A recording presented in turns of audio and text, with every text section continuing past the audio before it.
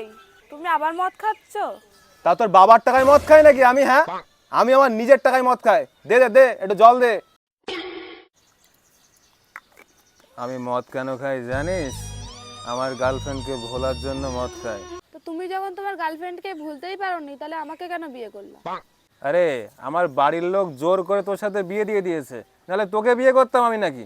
দেখ, শুনেছি তোমার গার্লফ্রেন্ড নাকি খুব খারাপ ছিল, তাই? আমার গার্লফ্রেন্ডের নামে আর যদি একটাও বাজে কথা বলেছিস, মেরে তোর পিঠের চামড়া তুলে দেবো, বুঝেছিস? আচ্ছা সরি। এনে একটু মদ খা। আমি মদ খাই না। আরে খা না, কিচ্ছু হবে না, খা বলছে।